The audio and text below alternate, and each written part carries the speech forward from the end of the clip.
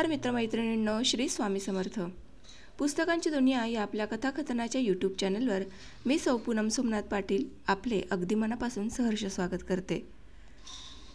मित्रांनो, आनंद यादव सरांचं घर भिंती हे आत्मचरित्रात्मक कादंबरी आता आपण पाहत आहोत.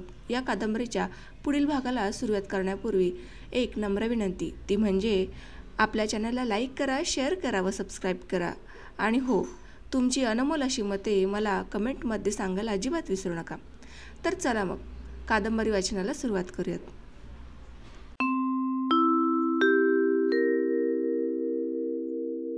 मे महिन्यापर्यंत 5,000 रुपयांची जमवाजमव शेताच्या खरेदीसाठी करायची होती.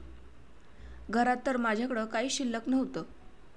पगार किती, इतर जमा किती, घर खर्च किती, घरभाड्यात किती जातील आणि हे सगळं जाऊन हातात किती उरतील याचा अंदाज घेतला होता.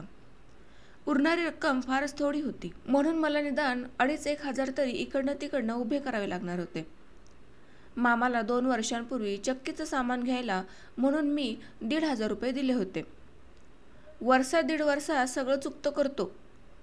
एकदा गिरण सुरू झाली की पैशाला तोटा नाही असं तो म्हणाला होता.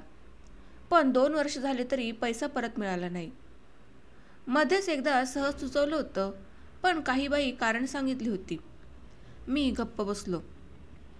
सवड होईल तवा दे असं मीही पैसे देताना थोर तोंडानं म्हणालो होतो. तरीही यावेळी काही झालं तरी मला पैसे पाहिजेतच. एक शेत आले, घरच्यांसाठी मला ते विकत घ्यायचं आहे. काय बी कर नी येत्या 4 महिन्यात तेवढी पैशाची तजवीज कर. एप्रिलमध्ये निदान शेवटच्या आठवड्यात तरी मला पैसे पाहिजेत असं मामाला सांगायचं असं ठरवलं होतं. म्हणून सिद्धनेरलीसनं आल्यावर दुसऱ्या दिवशी सकाळी उठून मामाकडे गेलो. 12 वाजता मला कोयनेला जायला निघायचं होतं. घाई होती. सोप्यात मामा भिंतीला टेकून बसला होता. चहा घेता घेता दाराच्या उंबऱ्याकडं नजर लावून बघत होता. मनात काहीतरी विचार चालला असावा असा लांबट चेहरा झालेला. आंदा? मला अचानक उंबऱ्यात बघून तो चकित झाला. मी न कळवताच कागलला आलो होतो. जायचं अचानक मनात आलं होतं ना. मामानं आनंदानं आत हाळी घातली. रकमे, हे बघ कोण आलंय. माझा देव आलाय. रत्नागिरी डोंगराचा माझा ज्योतिबा आलाय. कसा आलास रांदा? मनात आलं कागलाला जावं म्हणून आलो. झालं. अगदी देव आल्यागतच आलाच बघ. परमेश्वराला सुमरून तुला सांगतो, हे अमृत आहे माझ्या बशीत. माझ्या मनात या घटकाला तुझीच आठवण झाली होती. वाटत होतं तुझ्याकडं पुण्याला जाऊन तुझी गाठ घ्यावी. खरं? खोटं वाटतंय तुला? अरे हनुमंतागत या घटकाला मी छाती फाडून दाखवली तर तिच्यात तुझीच आठवण निघल. आनंद झाला की असं बोलायची मामाला सवय होती. तो कल्पनेच्या भराऱ्या मारी. एवढं काय झालं माझी आठवण निघायला? मी विचारलं. अरे बँकेची नोटीस आली आहे. काय बी करून हप्त्याची तजवीज केली पाहिजे. घरात तर एक पैसा नाही. चक्कीचं पैसं सगळं खर्चाला जातात. वीज बिल तेवढं येतंय नी निम्मात पैसा त्यातच जातोय. घरात 10 तोंडं खाणारी. एक बी कामाचं नाही. पहिली 3 बी शिकतात. बाकीची नुसती खायला धनी. एक बी बंदा रुपया नाही. सगळी नुसती चिल्लर आहेत. किती राबू? घरावर पैसे काढल्यात. नाही हप्ता दिलं तर उद्या जप्ती घरावर. तर ह्या वक्ताची तू एवढी नडकाट बाबा. तुझ्याशिवाय कोण देणार मला या गावात पैसे? मला ह्यो नाद एक घोड्याचा मूत प्यायचा लागलाय. चाकरी गेली बोंबलत माझी. नाहीतर मी गावात कुणा गबरूला ऐकतो असतोय. काय बिशात आहे कुणाची? मला अवघडल्यासारखं झालं. मला बघून मामा एवढा आनंदित झाला होता की त्याला मनोमन वाटत असावं की मी त्याला पैसे नक्की देणार. या विचारानं माझ्या मनावर दडपण आलं. नकार कसा द्यावा हे कळेना. तरीही मी म्हणालो, मामा परिस्थिती अवघड झाली आहे. अवघड व्हायला काय झालं र? साहेबाचा पगार मिळतोय तुला. रान खरेदी कराय उठलायस. मग माझी एवढी 500 रुपयाची नड निघत नाही तुला? मी काय बुडवणार आहे वय? येत्या मिरगाला माझ्या खंडाच्या रानात नुसता तंबाखू लावतो नी पुढच्या संक्रांतीला तुझं सगळं पैसे एक रकमी देतो. पैसे देण्याबद्दल नाही, पण मामा आता माझ्याजवळ पैसा नाही. मी कुचंबत बोललो. आता नको मला, पगार झाल्यावर लावून दे. तसं नवं, मला मे महिन्यात शेतीची खरेदी करायची आहे. तिच्यासाठी मला पैशाची जुळवाजुळव करायला पाहिजे. तिच्या गडबडीत मी आहे. जुळवाजुळव कसली त्यात? मगदुराचे 1300 आलेत. तुझ्या बायकोच्या लग्नात तुला 3000 आणि 7 तोळ सोनं मिळाले. ते 4.25 झालं. गेल्या 3-3.5 वर्षात काय थोडी शिल्लकी पडली असेल होय तुझी? मग जुळवाजुळवीची भाषा कशाला करतोस? मामा धडाधडा बोलत होता.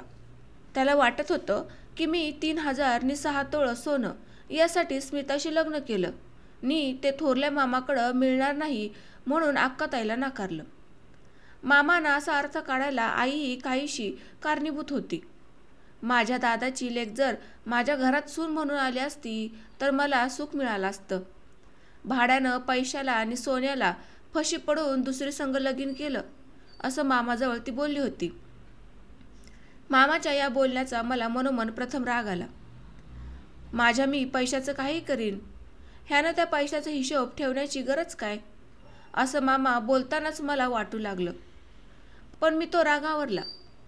खेडोळ माणसाला आपल्या बोलण्याच्या दुसऱ्यावर काय परिणाम होईल याची फारशी जाणीव नसते. पुष्कळ वेळा परवाही नसते. एका भरात तो बोलून जातो. त्याच्या अपेक्षा सरळ आणि उघड असतात. आपल्या माणसानं आपल्या अपेक्षा पूर्ण कराव्यात अशी त्याची इच्छा असते. त्या माणसाचा विचार न करता तो अशी वक्तव्य करतो. आपण ती समजून घेतली पाहिजे. वेडावाकड्या पडणाऱ्या शब्दांमागचा सरळ भाव समजून घेतला पाहिजे. हे माझ्या लक्षात आल्यामुळं मी मामासमोर थंड राहून बोलत होतो. मामाच्या अपेक्षा फक्त समजून घेत होतो. मी म्हणालो, स्मिताचं पैसे तिच्या शिक्षणासाठी दिल्यात, त्यावर माझा अधिकार नाही. तिच्या दागिन्यांवरही तिचाच अधिकार आहे. तिचा संसार म्हणून तिला तेवढा तरी मानसिक आधार पाहिजेच. माझ्या घरच्या गोष्टी किंवा तुमच्या घरच्या गोष्टी यासाठी मी माझ्या पैशातनं जेवढी होईल तेवढी मदत करणार. मगदुराचं आलेलं पैसं दादानं दिलं तर घेणारच आहे, पण तो देईल असं वाटत नाही. त्याला वाटतंय मला परत मिळेल, त्यावेळी ते पैसे परत करावे लागतील. त्याला दृष्टांत होत्यात. त्याच्या मनाची धडगत नाही, म्हणून मी पैसे मागणार नाही. थोडं साठलं होतं ते पैसे तुला दिलेत. बरेच पैसे घरदारासाठी सारखं पाठवावं लागतात. 250च्या आसपासचा पगार पुरवणार किती? तशात आमचा संसार तिकडं पुण्यातला, खर्च जास्त. पैसे आणून कुठं होतं, तेव्हा दिलंच की. तरी बी तू एवढ्या पावटी माझी अडचणी काढलीच पाहिजे. काय माझ्या घरावर जप्ती आल्यावर बघत बसणार आहेस? माझी ही चिल्लीपिल्ली भीक मागून खाऊ द्याच काय सांग?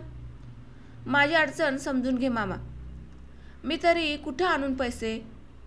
खरेदीसाठी माझी जुळवाजुळव चालली आहे. निदान एवढं कर, त्यातलंच मला 500 रुपये दे. मी तुला त्या तुझ्या खरेदीच्या वक्ताला परत करतो. त्या वक्ताला कुठनं आणणार? मी कुठून बी आणेन. वाटलंच तर म्हस विकीन पर तुला पैसे परत करेन. मला काय बोलावं सुचेना. त्याचे माझ्यावर उपकार होते. आईला त्याचा मोठा मानसिक आधार होता. मला जाऊ नये म्हणून त्यानं आपल्या परीनं धडपड केली होती. मी आत्ताच काय सांगत नाही. पुण्याला गेल्यावर कितपत जमावजमाव होती ते बघतो आणि मग काय ते पत्रानं कळवतो. येगळं आणि काय कळत बसू नको. चेक पाठवून दे. तुला ते जमल, मला खात्री आहे. हं. मी मान हलवली. चहा घेतला, घटकाभर गप्पा मारल्या आणि उठलो. उठताना मामानं पुन्हा आठवण करून दिली. आमच्या घराकडे निघालो. आलो कशासाठी नि झालं काय? भोवऱ्यात अडकलेल्या माणसागत खोलातच चाललोय असं वाटू लागलं. सगळ्यांचा निरोप घेऊन कोयनेला जायला निघालो. पावसाळा नुकताच संपला होता, तरी जनावरं सगळी रोडावलेली दिसत होती. बैलगाडीचं भाडं फारसं सांगून येत नव्हतं. बैल घरात बसून होती. ती बसून आहेत म्हणून दादा त्यांना फारसा चारा पाणी करत नसे. आयतं कुठं घालायचं असं त्याचा हिशोब. शिवाय घरची पावसाळी वैरण नसल्यामुळेही त्यांच्या अंगावर तजेला आला नव्हता. जनावरांविषयी मन उदास झालं.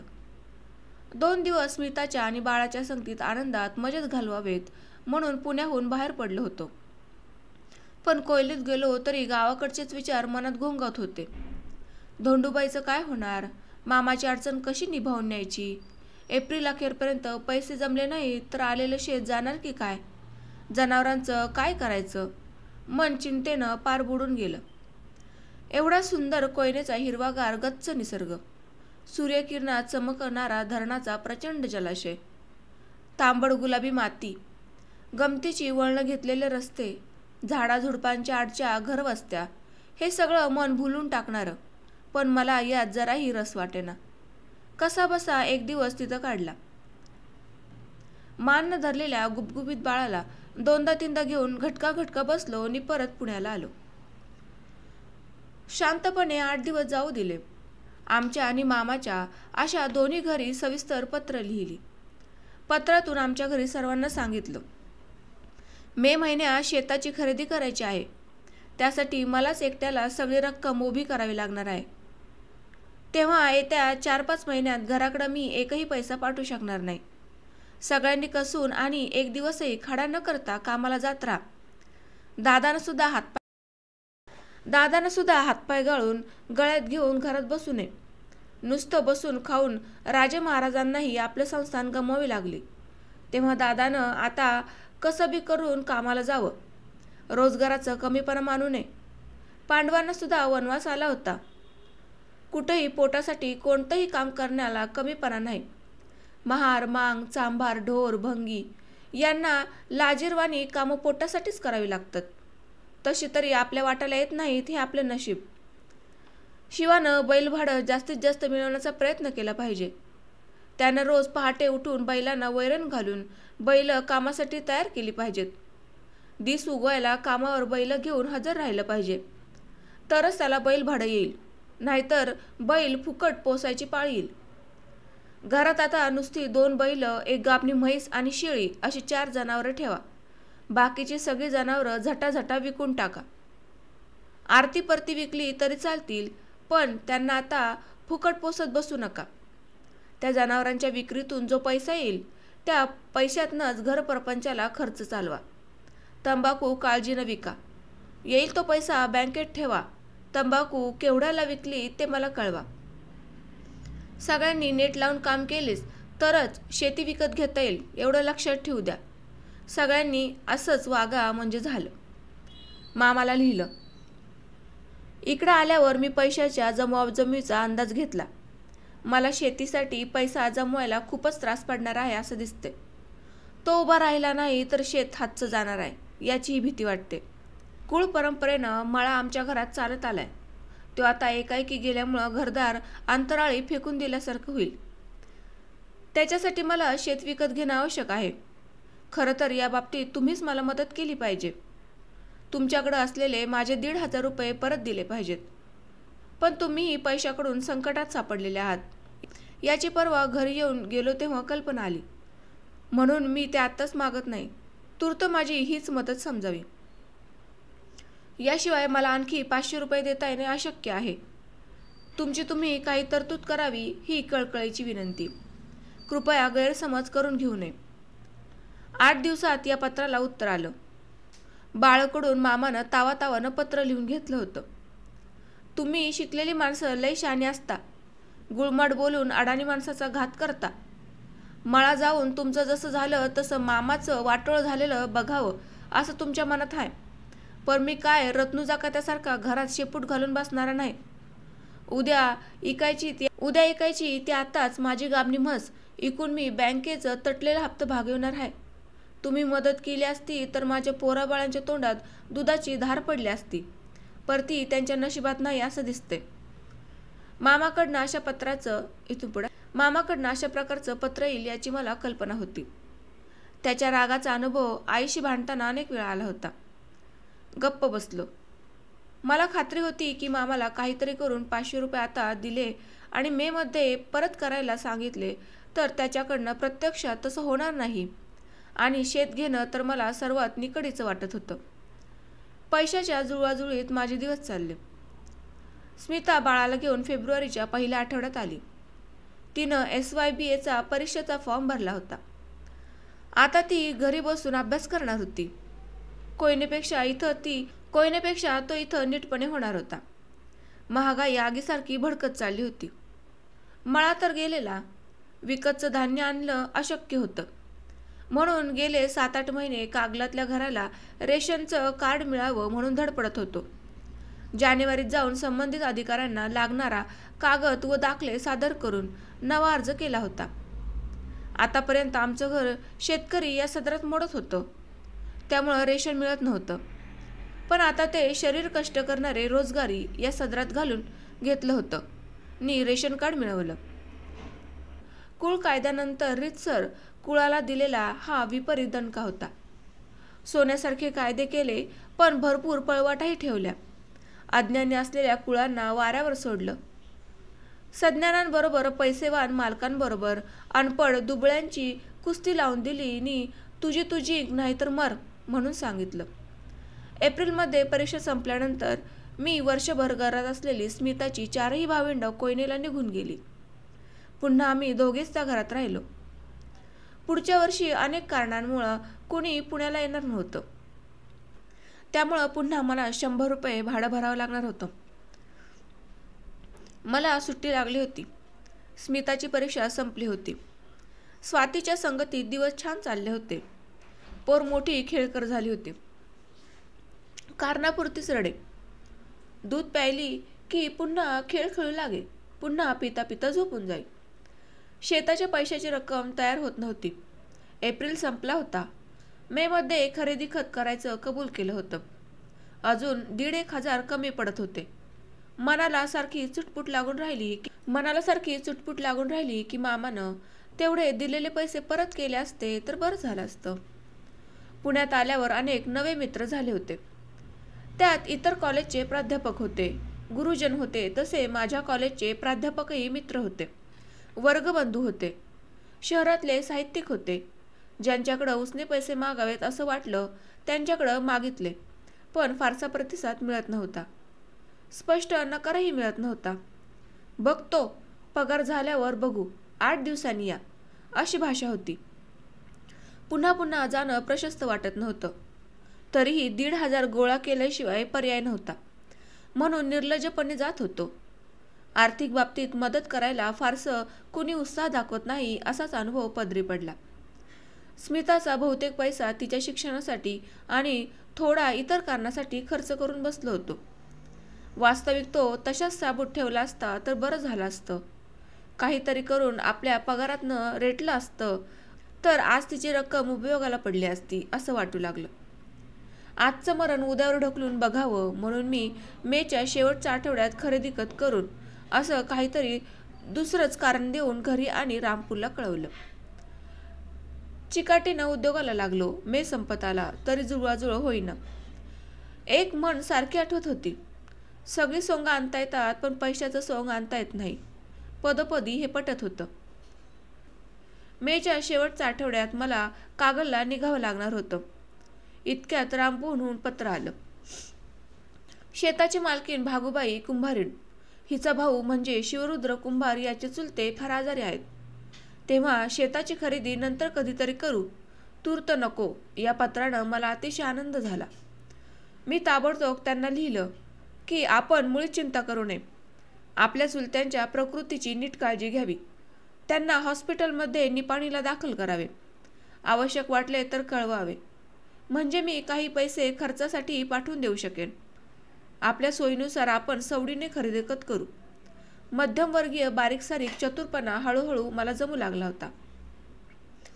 थोड्याच दिवसात मला कागलहून पत्र आलं. शिवरुद्र यांचे चुलते भागूबाईचे बंधू वारले. तुम्ही एक दिवस येऊन जावे. मी तातडीने कागलला आणि तिथून आईला घेऊन पुढे रामपूरला गेलो. चुलत्याचा मृत्यू होऊन आठवडा मागं पडला होता. सगळ्यांची आस्थेवाईकपणे चौकशी केली. पैशांची काही गरज आहे का असंही विचारलं. शिवरुद्र कृतज्ञतेने बोलले. ते 7वीपर्यंत शिकलेले गृहस्थ होते. आई उतावीळपणे म्हणाली, शिवरुद्र, लवकरात लवकर तेवढं खरेदी खत करून टाकू, म्हणजे तुम्ही बी मोकळं आणि आम्ही बी मोकळं. आईचं हे अनपेक्षित बोलणं ऐकून मी अस्वस्थ झालो. मावशी, सावकाशी न करू ते, त्यासाठी गडबड करतीस. शेत तुझ्याच ताब्यात आहे नवं? हाय की. मग मी नि आनंदराव खरेदीचं बघून घेतो. तू त्याची काय बी काळजी करू नको. पुढं बघू म्हण. एवढा पावसाळा होऊ दे, काय थोड्या घरगुती गोष्टी आहेत त्या सुटल्या पाहिजेत. आई तू गप्प बस, आम्ही बघतो त्याचं. अण्णा तुम्ही तिचं काही मनावर घेऊ नका. अगदी तुम्ही करूया म्हटल्यावरच करायचं, नाहीतर नाही. मी आईला गप्प केलं. परतताना मला अत्यानंद झाला. अंगावर आलेले संकट अलगद दूर झालं होतं. आता ते पूर्णपणे निवारण करण्यासाठी मला पुरेसा वेळ मिळणार होता. कागलला आलो. बैल फारच थकलेली दिसत होती. आई बैल लयच थकल्यागत दिसतात. कामाचा चाप लय पडतोय का ग? का वैरण कमी पडती? अंदा तू संक्रांतीला येऊन गेलास तेव्हापासनं बैल एकदा बी भाड्याला गेली नाहीत. नुसती बसूनच आहेत. त्यासनी आठवण झाली तर मालक कडव्याची 4 घाटं टाकतोय, नाहीतर तशी तारतळल्या देत बसतात. येळसरी त्यासनी कुणी बी दावत नाही. मळा गेल्यावर आवत अवजारं जशी खोपड्यात टाकून दिल्या तशी ही बैल बी छपरात टाकून दिल्यागत झाल्यात. शिवा बैलासनी भाडं हुडकून आणत नाही का? असल्या मरतुगड्या बैलासनी कुणी भाड्याला बोलवीतच नाही. आणि शिवाला बी बैल भाडं नको असते. हेलपाट्याचं काम असतंय ते. शिवाला झोज सोचत नाही. म्हणून नांगराचं दिडाचं काम असलं तर शिवा जाईत नाही. तो रोजगार करायला सोकावलाय. त्याला गाडी बैलाचं काम नाही झेपायचं. म्हणजे बैल बिनकामाचीच पोसायची पाळी आली. तसंच झाले. त्यांच्या मनोरंजनासाठीच ती राहिल्यात. त्यासने दुसरं काय कराय नको. म्हणून आपलं उठसूट गोट्यात येऊन बसतात. कवा आठवण झाली तर पाणी पाजू, कुठं शेणाची पोवटी खराट्यानं ढकलून बाजूला लाव, असं केलं म्हणजे त्यासनी मळ्यातच आल्यागत वाटतंय. म्हणून ही बैल, नाहीतर ठेवायची कशाला ती. आता उन्हाळा हाय. पावसाळा आल्यावर जरा हिरवी दुरी वैरण कुणाला तरी गवतं कापून लागत आणून राहायचं. उसाचा पाला मागून आणायचा आणि बैलासनी घालायचा. बैल जरा टणटणीत करा. दिवाळीच्या टायमाला ती इकून टाकू. दादाला बी मी अखेरचं सांगून टाकतो. व्यवहार कुणाला सुटलाय. मी दादाला बैलही विकून टाकण्याविषयी शेवटचं बोललो. बघू म्हण, कवा मळा परत मिळाला तर ताज्या दमाची तरणी बैल घेऊ. दादानं त्याला कुचंबत मान्यता दिली. दादा हळूहळू खचलेल्या मनातनं बाहेर पडून उभारी धरत होता. कामाला रोजगारानं कुठं बी जात नव्हता, पण कुणाबुनाच्या मळ्यात उसाचा पाला कापायला जात होता आणि दिवसाकाठी बिंडाभर वैरण आणत होता. जनावरांना तेवढंच होत होती. यंदा रानात काय पिकं पेरायची ते सविस्तर सांगून पुण्याला आलो. स्मिता SY BA पास झाली होती. शाहू कॉलेजात यावर्षी मराठी विषयाचे TYBA निघेल असं वाटलं होतं, पण ते निघालं नाही. प्राचार्य मगडुणकर पॉलिटिक्स विषयाचे प्राध्यापक होते. त्यामुळे त्यांनी त्या विषयाचं TYBA काढलं. त्याचवेळी मराठीचंही काढलं असतं तर बरेच विद्यार्थी मराठीला गेले असते आणि त्यांच्या विषयाला फारसं कुणी राहिलं नसतं असं त्यांना वाटत असावं. म्हणून त्यांनी मराठी विषय चालू केला नसावा. त्यामुळे स्मिताला पुन्हा यावर्षी कॉलेज बदलावं लागलं. ती फर्ग्युसन कॉलेजला मराठी TYBAला रुजू झाली. स. भावे गंगाधर जोगळेकर मराठीचे प्राध्यापक होते. शिवाय डॉक्टर वीरा करंदीकर हे विभाग प्रमुख होते. 20 जूनला कॉलेज उघडलं आणि माझी चुळबुळ सुरू झाली. घरात आम्ही दोघे आणि 5-6 महिन्यांची स्वाती. तिला सांभाळायला कुणीही नाही. म्हणून आईला कागलला पत्र लिहिलं. सगळी परिस्थिती सांगून शेवटी लिहिलं, कुणातरी एका बहिणीला पुण्याला लावून दे. आणसाबाई सगळ्यात लहान आहे. तिचा तुम्हाला तिकडं आता काही उपयोग नाही, कारण हिराबाई म्हसरांबरोबर शिरडही घेऊन जात असेल. आणसाचं काम वाचेल. मग तिला इकडे लावून द्यायला काहीच अडचणीचं नाही. इथं ती स्वातीला खेळविल. स्मिता 3-4 तासांनी परत घरी येईल. तेव्हा आणसाबाईला रोज 3-4 तास स्वातीला सांभाळावं लागेल. उत्तरादाखल आईचं पत्र आलं. आणसा अजून बारीक आहे, तरी हिराबाईला घेऊन जाण्यासाठी यावे. मी जुलैच्या पहिल्या आठवड्यातला शनिवार धरून रजा काढून गेलो आणि हिराला पुण्याला घेऊन निघालो. गावाकडच्या घरात हिराच्या वाटणीचं काम चुकत नव्हतं. वाटलं आता तिचे कष्ट चुकतील, सुखाचे दिवस येतील. 5-6 महिन्यांच्या स्वातीला घरात घेऊन ती सुखानं बसेल. भरपूर खायला प्यायला मिळेल. कागलात मिलो जोंधळ्याची भाकरी आणि आमटीशिवाय दुसरं काहीच मिळत नाही. इथं निदान वेळेवर अन्न तरी खायला मिळेल, तब्येत ठणठणीत होईल तिची. मग पुन्हा हिचा नवरा हिला नांदवायला तयार होईल. मला कोल्हापुरातले हिराचे दिवस आठवले. त्या सरकारी हॉस्पिटलमध्ये तिची तब्येत सुधारली होती. तशीच आता पुण्यात सुधारेल. डॉक्टरांना तिची तब्येत दाखवून औषध चालू करू. बरं झालं या निमित्तानं ती पुण्याला येते. जन्मात तिनं कोल्हापूरशिवाय दुसरं कोणतंही शहर गाव बघितलं नव्हतं. आता तिला येता जाता कराड, सातारा बघायला मिळेल.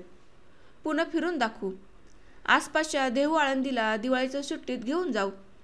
तिची चिंध्या बोतडं झालेली लुगडी फेकून देऊ. तिला नवी लुगडी नेसू. घरात बसून हिच्या अंगावर कांती येईल. ती माणसात येईल. एका प्राध्यापकाची बहीण म्हणून शोभायला लागेल. घरभैट्या राहणीचं तेच तिच्या चेहऱ्यावर येईल. वर्षभरात आईला मग ती ओळखू सुद्धा येणार नाही. एसटी कागलहून कोल्हापुरात येऊन पोचली आणि आम्ही कोल्हापूर पुणे गाडीत बसलो. रिझर्वेशन होतं. हिराबाईला मुद्दाम कडेची सीट दिली. लहानपणी काही ना काही कारणानं कोल्हापूर, ज्योतिबा, आप्पाची वाडी असा बसमधून प्रवास करण्यास मिळाला होता.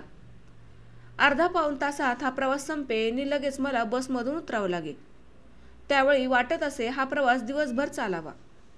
गाडी पळत राहावी आणि भोवतालचा मुलूक नजरेत येत राहावा, जात राहावा. गाडी जोरजोरानं पळत राहावी. प्रवास संपूच नये. गाडीत पोटभर बसायला मिळावं. हिराबाईच्या मनानंही असंच काहीतरी लहानपणी केलेलं असणार. निदान कोल्हापूरचा 25-30 मिनिटांचा प्रवास जेव्हा तिनं आजारी असताना केला होता तेव्हा नक्कीच आलेला असणार. तिची इच्छापूर्ती नक्कीच आज होणार. मी उत्साहानं येणारी जाणारी गावं, नद्या, आसपासची रानं, डोंगर तिला दाखवू लागलो. ती बघू लागली, हू करू लागली. 1.5 तासानं कराड दिसू लागलं आणि गाडी शहरात घुसली. हिरा म्हणाली, आलं का पुन्हा? नाही, हे कराड आहे. हिथं गाडी 5-10 मिनिटं थांबती आणि मग पुढं जाती. तुला काय चहा पाणी प्यायचं आहे का? इरागतीला जाऊन यायचं असेल तर चल. तुला कुठं जायचं ते धावतो. नाही, एवढंच ती बोलली. जागची हल्ली सुद्धा नाही. आणखी 1.5 तासांनी सातारा आल्यावर तिनं हाच प्रश्न केला, आलं का वाटतं पुन्हा? नाही, हे सातारा आहे. तिथं अर्धा तास गाडी थांबली तरी जागेवरनं उठायला तयार नाही.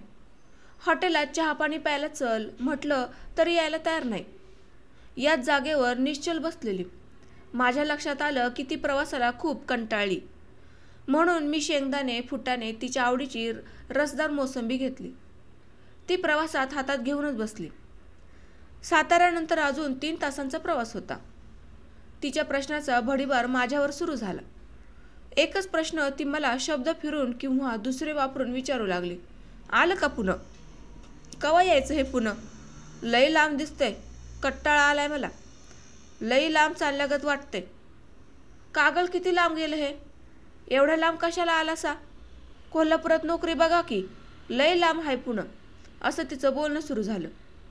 शेवटी मी सांगितलं, पुन्हा पुन्हा तेच तेच काय विचारतीस? 5-5 मिनिटाला. अर्धा तास होतोय.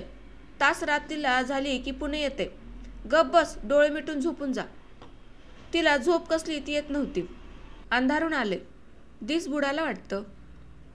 हिरा, पावसाळी ढग असल्यामुळं असं अंधारलंय.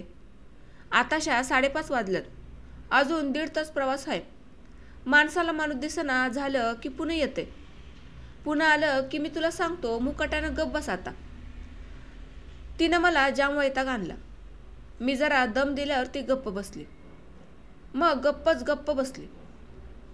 मी भाऊ असलो तरी तिला तिच्या गोतावळ्यातनं उचलून नेत होतो. भांडणतंटा करणारी असली तरी तिच्या आईच्या उभीत तिला सुरक्षित वाटत होतं.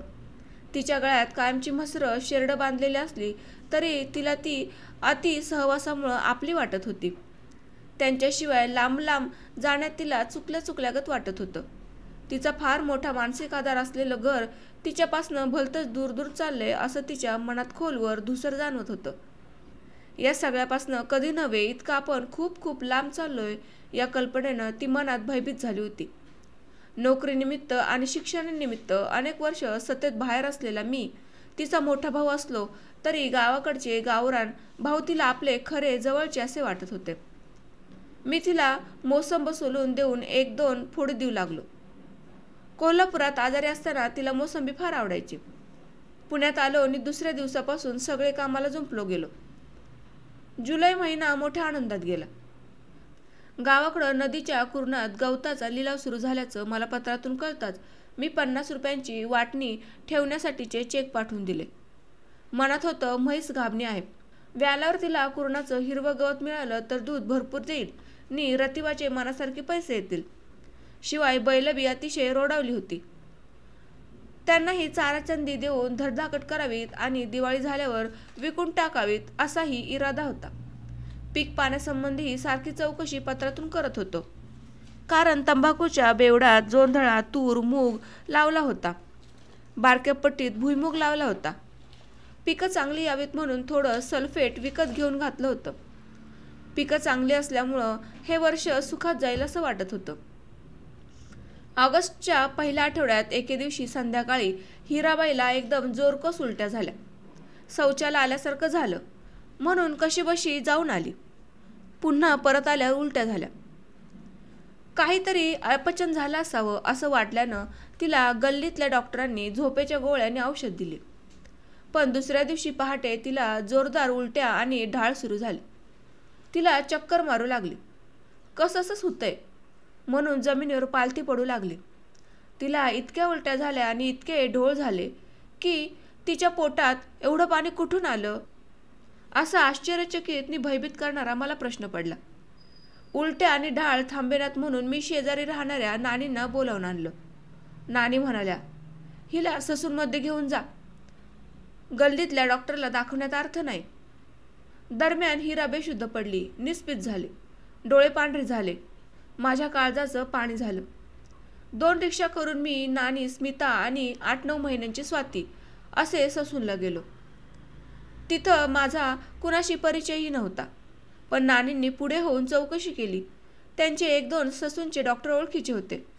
ड्युटीवर असलेल्या डॉक्टरांना त्यांनी त्यांची ओळख सांगितली. केस सिरियस आहे, ताबडतोब उपचार सुरू करा अशी विनंती केली. त्यामुळे हालचाली सुरू झाल्या. वेड्यासारखे आम्ही बॅग घेऊन हिंडत होतो. हिराबाईवर उपचार सुरू केले. जनरल वॉर्डात तिला एका कॉटवर टाकून 1-2 इंजेक्शन दिली. तिला लगेच सलाईन लावलं. तिच्या अंगावरचे कपडे बदलले. ती बेशुद्धच होती. इंजेक्शन दिल्यावर, सलाईन लावल्यावर डॉक्टर मला म्हणाले, तुम्ही तिचे भाऊ काय? हो. आई वडील कोल्हापूरला आहेत. त्यांना ताबडतोब बोलावून घ्या. आमच्या परीने आम्ही प्रयत्न करतोच आहोत. पण केस सिरियस आहे, काही सांगता येत नाही. पण प्रयत्नात आम्ही कसूर करणार नाही एवढं लक्षात घ्या. माझं धाबदान आणून गेलं. नानी, मी कागलला तार करून आईला बोलून घेतो. हिरा शुद्धीवर येईपर्यंत तुम्ही जाऊ नका. स्मिता, तूही इथंच थांब, मी आलोच. मी इतका भ्यालो की ससूनमधून बाहेर पडल्यावर माझी दिशाभूल झाली. कोणता रस्ता कोणत्या दिशेने आला आहे काहीच कळेना. एका माणसाला विचारून घेतलं आणि तार ऑफिसमध्ये जाऊन तार करून परतलो. हिराचं आज काय होणार याचं स्पष्ट चित्र माझ्यासमोर उभं राहिलं. माझ्या हातून ही दुसरी बहीण मरणार. सुंदरानं जीव दिला, त्याला मीच थोडा जबाबदार आहे अशी माझी समजूत झाली होती. तिला मी थोबाडीत मारायला नको होती. तू दिलेस तिकडं मेलीस अशी भाषा तिला उद्देशून करायला नको होती. तिला मी मारलं नसतं, बोललो नसतो तर ती नेहमीच जशी निघून जायची तशीच परत आली असती नि वाचली असती असं पुन्हा पुन्हा मनात येई. आता हिराबाईला मीच कागल होऊन इथं आणली. 15 दिवस गेल्यावर हिरा म्हणाली, माझा जीव इथं गमत नाही, मला कट्टाळा आलाय, मला कागलात नेऊन सोडा. तर मी तिचं न ऐकता तिला दडपून इथंच ठेवली. ते आता मला असं निस्तरावं लागणार. मी 2 बहिणींचा काळ ठरणार. मला चालता येईना. हातापायातलं बळ गेलं. लघवीला जोरात आलं. मुतारी शोधून जाऊन आलो. दरदरून घाम सुटला आणि क्षणभर टेलिफोनच्या खांबाचा आधार घेऊन तसाच 5 मिनिटं उभं राहिलो. हॉटेलात जाऊन चहा प्यालो. स्वतःला सावरल्यासारखं वाटलं. धावत हॉस्पिटलमध्ये गेलो. डॉक्टर पुन्हा नाडी तपासत होते. पुन्हा काहीतरी त्यांनी नर्सला करायला सांगितलं. नानींनी स्मिताला रिक्षा करून घरी पाठवलं होतं. घरगुती निरोप दिले होते.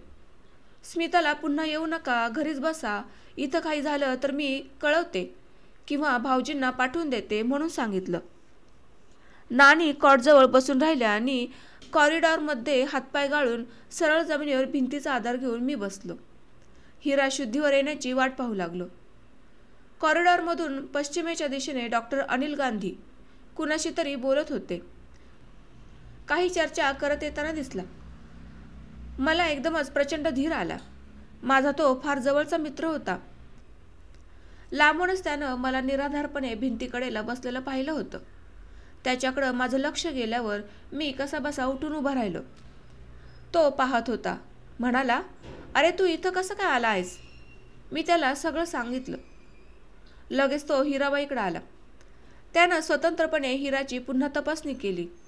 अगोदर तपासणाऱ्या ड्युटीवरील डॉक्टरांना बोलावून घेतलं. त्यांच्याशी इंग्रजीत चर्चा केली. काही गोष्टी सांगितल्या, काही गाईडलाईन्स दिल्या आणि शेवटी सांगितलं, बी केअरफुल, दिस इज माय केस. नर्सलाही त्यानं काही सूचना केल्या. मला म्हणाला, काही काळजी करू नको, सगळं ठीक होईल. काही कमी जास्त असलं तरी मला लगेच फोन कर, मी येतो. माझी हताश मनस्थिती त्याच्या लक्षात आली. मग 15-1 मिनिटं इकडच्या तिकडच्या गप्पा मारून त्यानं ठार निराशा झालेल्या मला खुणावण्याचा प्रयत्न केला. त्याचे वडील नुकतेच वारले होते. त्याचं सावटही त्यानं आपल्या बोलण्यात दिसू दिलं नाही. त्या क्षणी तो मला परमेश्वर भेटावा तसा भेटला. त्याच्या प्रयत्नामुळं आणि त्यानं वैयक्तिक लक्ष घातल्यामुळं हिराबाई बचावली. नाहीतर अगोदरच्या सरकारी नोकरीची ड्युटी बजावणाऱ्या डॉक्टरांनी सांगितल्याप्रमाणे हिरा हातातून कधीच निघून गेली होती. कर्तव्य आणि आत्मीयता यातलं जन्म-मृत्यू इतकं प्रचंड अंतर मला त्या क्षणी जाणवलं. इहलोक आणि परलोक यांच्यात इतके ते अंतर कोटी मैलांचं होतं. तारेनुसार आई आणि मामा दुसऱ्या दिवशी आले. माझ्या भावविवश मनात भलतेच विचार आल्यामुळं मी दोघांनाही यायला सांगितलं होतं. इथं काही घडलं तर आईला आधार द्यायला मामाच अत्यंत उपयोगी पडेल अशी माझी खात्री होती. म्हणून त्यालाही मी यायला तारेतून सांगितलं होतं. हिराला आता काही धोका नाही असं नक्की झाल्यावर 3-4 दिवसांनी मामा निघून गेला. हिराला पूर्ण बरे वाटेपर्यंत 8-10 दिवस आई राहिली. ती बरी झाल्यावर तिला आणि आईला मी चोळी लुगडं केलं, औषधाला पैसे दिले. घ्यायची ती औषधं पुण्यातच घेऊन देऊन दोघींची कागलला रवानगी केली. एका महादिव्यातून गेलो. घरात पुन्हा आम्ही तिघेच उरलो, मी, स्मिता आणि स्वाती.